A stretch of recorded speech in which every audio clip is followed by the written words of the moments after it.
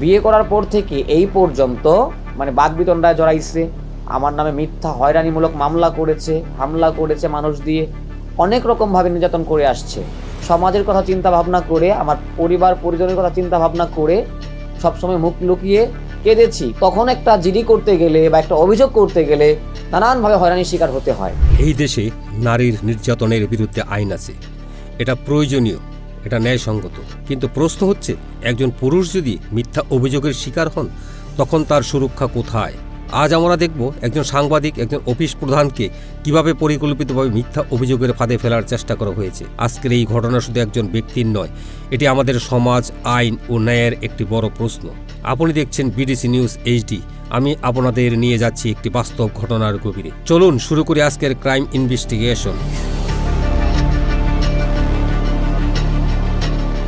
এই ঘটনাটির কেন্দ্রবিন্দুতে রয়েছেন বিডিসি নিউজ এইচডির চেয়ারম্যান ও সম্পাদক শেখ নাদিম হোসেন নিলয়। গত 11 থেকে 20 তারিখ পর্যন্ত বিডিসি নিউজ এইচডির পক্ষ থেকে 5 সদস্যের একটি বিশেষ টিম একটি জরুরি ডকুমেন্টারি অ্যাসাইনমেন্টে কিশোরগঞ্জ, চট্টগ্রাম, কক্সবাজারে অবস্থান করছিল। টিমের নেতৃত্বে ছিলেন শেখ নাদিম হোসেন নিলয় নিজেই।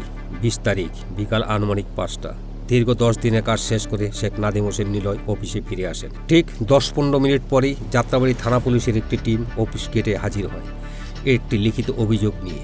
অফিসের সংবাদকর্মীরা জানতে চাইলে পুলিশ জানায়, প্রতিষ্ঠানের সম্পাদকের বিরুদ্ধে তার স্ত্রীর করা একটি অভিযোগের ভিত্তিতে তারা অনুসন্ধানে এসেছে। অভিযোগে বলা হয়, গত 14 তারিখে যৌতুকের টাকার বিষয় নিয়ে শেখ নাদিম হোসেন নিলয় তার স্ত্রীকে মারধর করেছেন। এছাড়াও 20 তারিখ সন্ধ্যা 5টা 30 মিনিটে বিডিসি নিউজ এইচডির general manager Mohammad Kamal Khan, camera person Mohammad Monowar Hossain এবং মাসুম দেওয়ান সহ অন্য কর্মীরা তার স্ত্রীর ব্যবসা প্রতিষ্ঠান শিখা বিউটি পার্লারে সংঘবদ্ধভাবে মারধর ও হুমকি দিয়েছেন। এমন মৌখিক অভিযোগও করা হয়। তদন্তে বেরিয়ে আসে চাঞ্চল্যকর তথ্য। পুলিশ সরজমিনে তদন্ত শুরু করে তদন্তে উঠে আসে 11 থেকে 20 তারিখ পর্যন্ত শেখ নাদিম হোসেন নিলয় ও টিম ঢাকার বাইরে ছিলেন। 20 তারিখ বিকাল 5টায় তিনিও ক্যামেরা পার্সন মনোয়ার হোসেন অফিসে আসেন। গাড়ির সঙ্গে সঙ্গে গ্যারেজে পাঠানো হয়। একই সময়ে মোহাম্মদ কামাল খান ও মাসুম দেওয়ান অবস্থান করছিলেন বিক্রমপুরে, অর্থাৎ অভিযোগের সময় ও স্থানে তারা কেউ উপস্থিত ছিলেন না। সব তথ্য, সময়, লোকেশন এবং প্রত্যক্ষ প্রমাণ যাচাই শেষে তদন্তকারী কর্মকর্তা নিজেই হতবাক। তিনি মন্তব্য করেন, এই অভিযোগটি সুপরিকল্পিত এবং ভুল তথ্যের মাধ্যমে হয়রানির উদ্দেশ্য করা হয়েছে। পরবর্তীতে তিনি বিডিসি নিউজ এইচডির চেয়ারম্যানের সঙ্গে সব বিষয়ে আলোচনা করে অফিস ত্যাগ করেন।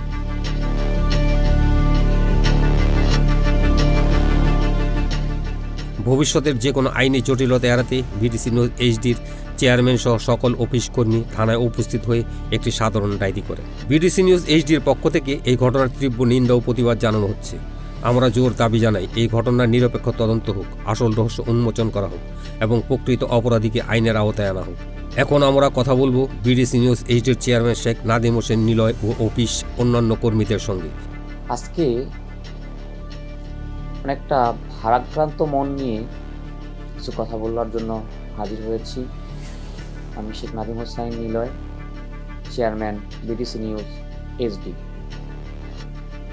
আজকে একটি ঘটনা ঘটে গেল, যে ঘটনার জন্য আমি বা আমাদের বিডিসি নিউজ পরিবারের কেউ প্রস্তুত ছিলাম না।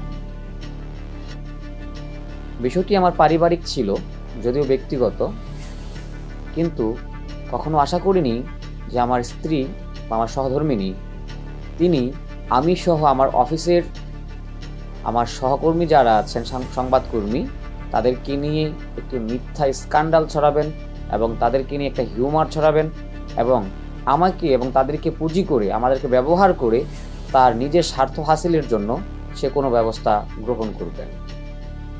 আমি বিগত 10 দিন যাবৎ ঢাকার বাইরে ছিলাম, কিশোরগঞ্জ, চট্টগ্রাম এবং কক্সবাজারে।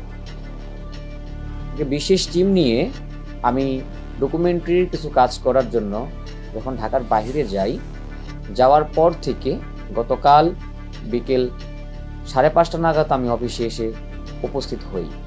আমার সাথে অফিসে এসেছেন আমার ক্যামেরা পার্সন জনাব মনোয়ার হোসেন এবং আমার গাড়ির ড্রাইভার রাজু, এবং আমার সাথে আরও 2 জন টিম মেম্বার ছিলেন, আমাদের অফিসের জেনারেল ম্যানেজার জনাব কামাল খান এবং আরেকজন ক্যামেরাম্যান জনাব মাসুম দেওয়ান। এরা 2 জন যেহেতু দীর্ঘদিন যাবৎ লং ডিউটি করছেন, সেই কারণে তারা আমার কাছ থেকে ছুটি নিয়ে তার গ্রামের বাড়িতে তারা বেড়াতে গেছেন এবং গতকালকে তারা অফিসে আসেননি।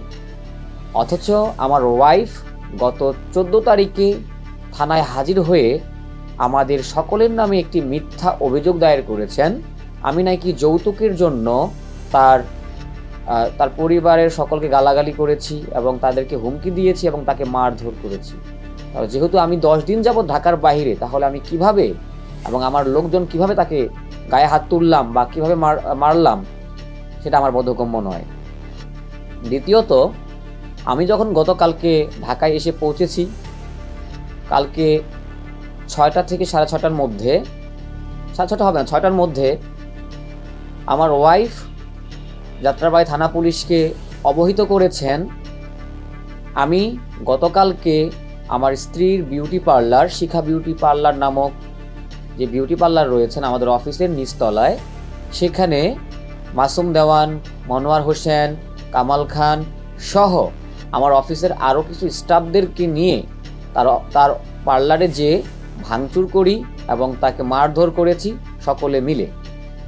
এই অভিযোগের সুবাদে পুলিশ আমার অফিসে আসেন এবং আমার অফিসে যখন আসেন তখন সাথে আমার ওয়াইফ এবং তার প্রতিষ্ঠানের তার কর্মচারী আরেকটি মেয়ে যার নাম আখি, তাকে নিয়ে এসেছেন।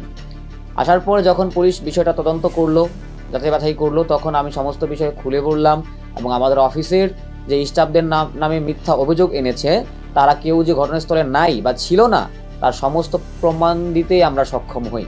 এরই পরে পুলিশ এখান থেকে বিদায় নেয়। বিদায় নেওয়ার পরে আমাদের স্টাফদেরকে নিয়ে আমরা একটা বোর্ড মিটিংয়ে বসি। বোর্ড মিটিং করার শেষে আমরা সিদ্ধান্ত নেই যে মানুষ কোনো কারণ ছাড়া এত বড় মিথ্যা আশ্রয় নিতে পারে, সে যে ভবিষ্যতে এর থেকে বড় কিছু করবে না তার কি নিশ্চয়তা আছে। তার জন্য আমরা বিডিসি নিউজ পরিবারের কিছু সহকর্মীদেরকে নিয়ে আমরা থানায় হাজির হয়ে আমরা একটি লিখিত সাধারণ ডায়েরি করি এবং নিজেদের নিরাপত্তার জন্য ভবিষ্যতে যাতে কোনো রকম কোনো প্রবলেম না হয়। আমার প্রশ্ন হচ্ছে, আজকে যেই ঘটনাটা ঘটলো এটা সম্পূর্ণ একটা সুপরিকল্পিত এবং ইচ্ছাকৃত ঘটনা। আমাকে ফাঁসানোর জন্য এবং আমাকে হেনস্থা করার জন্য, আমার মান সম্মান নষ্ট করার জন্য। তার যদি অ্যাটেনশন আমার দিকে থাকতো সে আমাকে নিয়ে করতে পারতো, আমার অফিস স্টাফদেরকে নিয়ে বা আমার অফিসের সহকর্মীদেরকে নিয়ে এখানে জড়ানোর কোনো কিছু ছিল না। তাছাড়া তার সাথে আমার পারিবারিক ঝামেলা চলছে আজকে দীর্ঘ 6 বছর যাবৎ। তাকে বিয়ে করার পর থেকে এই পর্যন্ত সে আমার নানা ধরনের বাকবিতণ্ডায় জড়াইছে, আমার নামে মিথ্যা হয়রানিমূলক মামলা করেছে, হামলা করেছে, মানুষ দিয়ে অনেক রকমভাবে নির্যাতন করে আসছে। আমি শুধু নিজের মান সম্মান এবং আত্মসম্মান বোধের কথা চিন্তা করে, সমাজের কথা চিন্তা ভাবনা করে, আমার পরিবার পরিজনের কথা চিন্তা ভাবনা করে সবসময় মুখ লুকিয়ে কেঁদেছি, কিন্তু কখনো আমি এই বিষয়গুলো প্রকাশ করতে পারিনি, না বাবা মার কাছে, না বন্ধু বান্ধবের কাছে, না ফ্রেন্ডস, কোনো অফিস কর্মীদের কাছে। আমার মতো অসংখ্য পুরুষরা রয়েছে যারা এইভাবে নির্যাতিত হচ্ছে দিনের পর দিন। বাংলাদেশ সরকারের মাননীয় প্রধান উপদেষ্টা যারা ডক্টর ইউনূস সাহেবের কাছে আমার একটা অনুরোধ থাকবে, বিগত সরকারের আমলে অর্থাৎ শেখ হাসিনার আমলে শেখ হাসিনা একটা আইন পাশ করে গেছেন, নারী নির্যাতন আইন। এই নারী নির্যাতন আইন পাশ করার পর থেকে বাংলাদেশে ডিভোর্সের সংখ্যা 75% হয়ে দাঁড়িয়েছে। যখন এই আইনটি ছিল না তখন শুধু 10% ছিল ডিভোর্সের সংখ্যা। তাহলে এই আইন পাশ করাতে বাংলাদেশের মেয়েরা এবং ছেলেরা কতটুকু উপকৃত হয়েছে সেটা আমার বোধগম্য নয়। সেটা আমি দেশবাসীর উদ্দেশ্যেই ছেড়ে দিলাম, তারাই বিবেচনা করবেন। আর আরেকটা বিষয় হচ্ছে, কোর্টে একটা জিনিস আমরা দেখি, কোনো মেয়ে যদি কোনো ছেলেকে ডিভোর্স করে, একটা কথা লেখা থাকে সেখানে যে তার স্বামী মাদক সেবনকারী, তার চরিত্রহীন, দুশ্চরিত্র, আরও ইত্যাদি ইত্যাদি লেখা থাকে। আচ্ছা, ধরে নিলাম যদি একজনের ক্ষেত্রে সেটা হয়, হতে পারে, দুইজনের ক্ষেত্রে হয়, হতে পারে। তাই বলে এই একই ভাষা, একই কাজগুলা প্রতিটা পুরুষ মানুষই করে। প্রতিটা অ্যাডভোকেট যখন ডিভোর্সগুলা করাবে, আপনারা ফলো করে দেখবেন যে প্রত্যেকটা ডিভোর্সের মধ্যে একই কথা লেখা থাকে। কেন, কি কারণে, সেটা আমি এখনও অ্যানালাইসিস করে পাইনি। শুধু এটাই নয়, বর্তমান সময়ে আমি আজকে ক্যামেরার সামনে কথা বলছি এখানে, যদি আমার অ্যাবসেন্সে এখন যাত্রাবাড়ি হোক, ডেমরা থানায় হোক, কোনো একটা মেয়ে যে অভিযোগ করে, যাত্রাবাড়ি থানা পুলিশ হোক বা অন্য কোনো পুলিশ হোক, ঠিক আছে, তারা এই বিষয়টাকে তদন্ত না করেই তাৎক্ষণিক তারা মামলা নিয়ে নিবে বা অভিযোগ নিয়ে নিবে এবং তাকে অ্যারেস্ট করার জন্য ছুটে আসবে, অথচ ঘটনা সম্পূর্ণই মিথ্যা। আর একটা ছেলে যদি কোনো বিপদগ্রস্ত হয়েও থানায় যায়, তখন একটা জিডি করতে গেলে বা একটা অভিযোগ করতে গেলে নানানভাবে হয়রানির শিকার হতে হয়।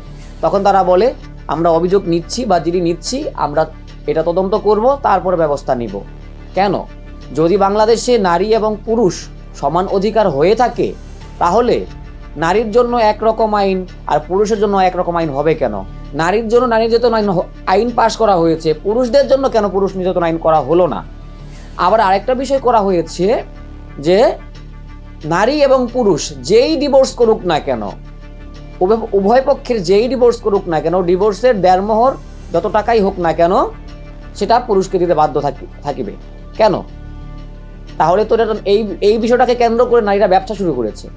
ম্যাক্সিমাম নারীরা ব্যবসা শুরু করেছে, আমি সবাইকে বলবো না, যারা খারাপ, দুশ্চরিত্রা, চরিত্রহীন এবং লম্পট এবং যারা এগুলো নিয়ে বিজনেস করে, তারা সুযোগ পেয়ে গেছে। তার মানে হচ্ছে একজনের সাথে রিলেশন হলো, তাকে তার মন ভুলাইয়া বা যেভাবে বিয়ের জন্য প্রস্তুত করবে, তখন বলবে আমাকে 10 লাখ টাকা কাবিন দিতে হবে, 20 লাখ টাকা কাবিন দিতে হবে, বা 50 লাখ টাকা কাবিন দিতে হবে, কাবিন করাবে। করানোর পরে ইচ্ছা না হলে সে যদি নিজেও ছেড়ে দেয় যে তোমার সাথে আমি সম্পর্ক রাখবো না, তাকে ছেলেকে 20 লাখ টাকা অবশ্যই দিতে বাধ্য থাকিবে।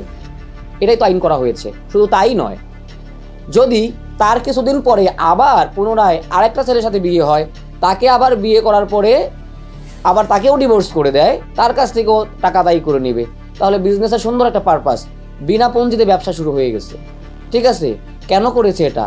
পুরুষদেরকে দমিয়ে রাখার জন্য। বাংলাদেশে পুরুষদের এখন কোনো ঠাঁই নাই, কোথাও যাওয়ার জায়গাও নাই। বাংলাদেশের আইন এতটাই নিচে নেমে গেছে যে যা এখন এটা বললে মানুষ মানে কষ্ট পায়। আর পুরুষরা বিশেষ করে তো এদের তো যাওয়ার কোনো জায়গাই নাই। তা আমি মনে করি আমার জায়গা থেকে যে পুরুষদের জন্য অন্তত একটি আইন করা হোক, যেখানে নারীরা পুরুষদের এইভাবে নির্যাতিত না করতে পারে। মানসিক, শারীরিক, আর্থিক একটা পুরুষ যখন সব দিক থেকে নির্যাতিত হয়, তখন আর তার বাঁচার অবস্থাটাই থাকে না। অসংখ্য পুরুষ না জানিয়ে কাউকে গোপনে আত্মহত্যা করে। কেন? এই কাজগুলো হওয়ার কারণে। কারো কথা বলতে পারে না, সহ্যও করতে পারে না। আজকে আমার এই বক্তব্যের কারণে আমি জানি প্রশাসনের কোনো কর্মকর্তা, ঊর্ধ্বতন কর্মকর্তা যদি বক্তব্য দেখেন সম্প্রচারে আসার পর, আমাকে অ্যারেস্ট করার জন্য ছুটে আসতে পারেন। কারণ তারা বলবেন যে আমি আইন লঙ্ঘন করেছি, আইনের বিরুদ্ধে কথা বলেছি। কিন্তু আমার মনে হয় না যে আমি কোনো আইন লঙ্ঘন করেছি বা আইনের বিরুদ্ধে কথা বলেছি। আমি বাংলাদেশের পুরুষ সমাজের পক্ষে কথা বলেছি। আর আজকে এই বক্তব্যের জন্য যদি আমাকে পুলিশ প্রশাসন কেউ অ্যারেস্ট করে, তাতে আমার কোনো দুঃখ নাই। কারণ আমার বাক স্বাধীনতা আছে, আমি বাংলাদেশের নাগরিক। আমাকে অবশ্যই বলতে হবে। আজকে আমি যদি চুপ করে থাকি, তাহলে আরও 10 জন পুরুষ মানুষ চুপ করে থাকবে। আর আমি চাই না যে এই কাজটা আর হোক। যেহেতু আমি নির্যাতিত, আমার মতো অসংখ্য পুরুষ ভাইয়েরা আছে যারা নির্যাতিত। আমি চাই আপনারা সবাই এগিয়ে আসুন এবং বাংলাদেশ সরকারের মাননীয় প্রধান উপদেষ্টা মহোদয়ের কাছে আমার অনুরোধ থাকবে, বর্তমান প্রশাসনের প্রতি আমার অনুরোধ থাকবে, আপনারা যাচাই বাছাই না করে কোনো মহিলা বা কোনো মেয়ে একজনের নামে অভিযোগ করে বসলো, আপনারা তা যাচাই বাছাই না করে হুট করে তাকে অ্যারেস্ট করার জন্য ছুটে আসবেন না। আর তার সাথে যোগাযোগ না করেই তাকে আপনারা হয়রানি করবেন না। থানায় গেলে তাদেরকে হয়রানি করবেন না। পুরুষরা যখন থানায় যায়, অনেক কষ্টের শিকার হয়ে তারা থানায় যায়, তাদেরকে তখনও আপনারা হয়রানি করার চেষ্টা করেন। এগুলা বন্ধ করুন। আর প্রধান উপদেষ্টার কাছে আমার অনুরোধ থাকবে, আমি আপনার উদ্দেশ্যে বলছি, যদি আপনি এই সাক্ষাৎকারটি দেখে থাকেন বা আপনার পর্যন্ত পৌঁছায়, তাহলে আমার অনুরোধ থাকবে এবং বাংলাদেশের পুরুষ সমাজের পক্ষ থেকে অনুরোধ থাকবে, আপনি দ্রুত সময়ের মধ্যে এটির যথাযথ ব্যবস্থা নেন। আজকে আমার ওয়াইফ আমার নামে যেই মিথ্যা স্ক্যান্ডাল ছড়াইছে, হিউমার ছড়াইছে যে আমি তার বাবা মায়ের কাছ থেকে যৌতুক আনতে চাই বা যৌতুক না দিলে তাকে মারধর করি, অথচ আমি বলবো তাদের গ্রামের বাড়ি মানিকগঞ্জ জেলাধীন হরিরামপুর থানা তো হরিরামপুর থানা পুলিশকে বলবো আপনারা একটু ইনকোয়ারি করেন আমার শ্বশুর বাড়িতে ডাকরখালী গঙ্গাসাগরে, ঠিক আছে? একটু ইনকোয়ারি করে দেখেন যে তাদের অবস্থাটা কি, তাদের আর্থিক অবস্থাটা কি। তারা নিজেরা চলতে হিমশিম খায়। আমি ঢাকা থেকে আমি মেয়ের জামাতা হিসেবে যতটুকু পারি আমার জায়গা থেকে আমি তাদেরকে সহযোগিতা করার চেষ্টা করি। তাদের কাছ থেকে কিছু নেওয়ার তো প্রশ্নই ওঠে না, তারা তো নিজেরাই চলতে পারে না, তাহলে তারা আমাকে কিভাবে যৌতুক দিবে? আর আমি বলবো আমার সিরাজদি খান থানা, মুন্সিগঞ্জ জেলা সিরাজদি খান থানা পুলিশকে বলবো আপনি আমার গ্রামের বাড়িটা একটু পরিদর্শন করেন, ইনকোয়ারি করেন, আমার বাড়ির অবস্থা দেখেন। এবং যাত্রাবাড়ি থানার পুলিশ যদি থাকেন তাদেরকে আমি বলবো আমার ঢাকার অফিস, আমার কর্মস্থল এবং আমার বর্তমান বাসা আপনারা একটু পরিদর্শন করেন, আমার অবস্থানটা একটু দেখেন। তারপর আপনারা বিবেচনা করেন যে আমি কিভাবে তাদের কাছ থেকে যৌতুক চাই, অথবা আমি তাদেরকে সহযোগিতা করছি কিনা। আর আমি তাদেরকে সহযোগিতা করছি, আমি মানুষ ডান হাত দিয়ে সহযোগিতা করলে বাম হাত যাতে না জানে, এটাই মুসলিম দৃষ্টিকোণে হয়। এখন যেহেতু আমার উপরে একটা বিশাল একটা ব্লেম চলে আসছে, সেই ক্ষেত্রে এখন বাধ্য হয়ে কথাগুলো আমাকে বলতে হলো ক্যামেরার সামনে, তো আমি বলতাম না। এখন আমাকে যদি সত্যি এই প্রমাণ দিতে হয় তাহলে আমি সেই প্রমাণ দেওয়ার জন্য প্রস্তুত। তারপর যদি মহামান্য আদালত বা প্রশাসন যদি মনে করে যে আমি অপরাধী, তাহলে আমাকে হ্যান্ডকাপ লাগিয়ে নিয়ে যাক, আমার যথাযথ বিচার হোক। অথবা আমি যদি এই ধরনের কোনো অন্যায় না করে থাকি বা না হয়ে থাকে এই ধরনের কোনো অন্যায়, আমি এবং আমার অফিসের সহকর্মীদের নামে কেন এই ধরনের মিথ্যা স্ক্যান্ডাল ছড়ানো হলো, তাদেরকে হয়রানি করানো হলো এবং তাদের নামে মিথ্যা অভিযোগ দায়ের করা হলো এবং মিথ্যা মামলার হুমকি ধামকি দেওয়া হচ্ছে, কেন এগুলো করা হচ্ছে, তার এই ঘটনার সুষ্ঠু তদন্ত আমি চাই এবং সুষ্ঠু বিচার আমি চাই। আর প্রকৃতপক্ষে যে এই কাজগুলো করছে এবং এর সাথে আমার স্ত্রীর সাথে যারা জড়িত, এর পেছনে আর কারা কারা আছে, সকল আসামিকে দ্রুততম সময়ের মধ্যে আইনের আওতায় আনা হোক, এই বলে আমি আমার বক্তব্য শেষ করছি। ধন্যবাদ সকলকে।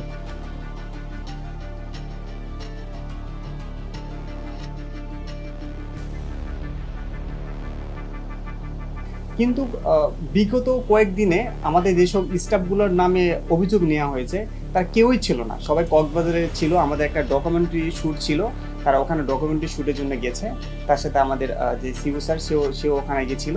তারপর সে বাসায় আজকে আমাদের অফিসে ফিরছে, কিন্তু সে বলতেছে নাকি তাকে অত্যাচার করা হয়েছে বা এইসব অভিযোগ দেওয়া হয়েছে। এইসব প্রমাণগুলো আমাদের সব প্রমাণ আছে, আমাদের পুরাটা অফিস সিসিটিভি ক্যামেরা দিয়ে ঘেরা। এই জন্য এইসব মিথ্যা মামলা থেকে মুক্তি পাওয়ার জন্য অনেক পুরুষ আছে যারা বলতে পায় না। কিন্তু আমি স্যারকে বলবো যে হ্যাঁ, আপনি যে ক্যামেরার সামনে এসে বলছেন, এটা আমরা সবাই গর্ববোধ করি। হঠাৎ করে ওনার বউ পুলিশ নিয়ে আসেন অফিসে, এসে বলেন যে অফিসের স্টাফ এবং ওনার স্বামী ওনাকে মারধর করেছে। পুলিশ যে সাথে নিয়ে আসলো, 4জন লোক যদি একটা মহিলাকে মারধর করে, তার শরীরে কি দাগের চিহ্ন আছে কি নাই, সে সুষ্ঠুভাবে কিভাবে 5 তলার উপরে উঠলো, ওইটা বোধগম্য নয়। আমাদের পুলিশের উচিত ছিল এটা সুষ্ঠু তদন্ত নিয়ে তারপরে স্পটে আসে। যাক, যেহেতু আসে নাই, এখন আমরাও আতঙ্কিত আছি, আবার হঠাৎ করে কি ঘটে কি না ঘটে। পুলিশকে বলবো এটা সুষ্ঠু একটা তদন্ত নিয়ে তারপরে আপনারা যে কোনো স্পটে যাবেন, না হতে এরকম সাধারণ মানুষ শুধু হয়রানি হতেই থাকবে। অনেক দুষ্ট মহিলা আছে, তাদের লোভের কারণে স্বামীদের প্রতি অত্যাচার করে, স্বামীদের প্রতি অবিচার করে, অন্যায় করে। আপনারা তার সুষ্ঠু তদন্ত করেন না। আমাদের অনুরোধ, আপনারা এটা সুষ্ঠু তদন্ত করে সঠিক বিচারটা যেটা হয় ওটাই করবেন। আমরা এখন আতঙ্কিত, আবার আমাদের সাথে কিছু হয় কিনা, এই জন্য আমরা এখন থানায় যাব একটা জিডি করার জন্য।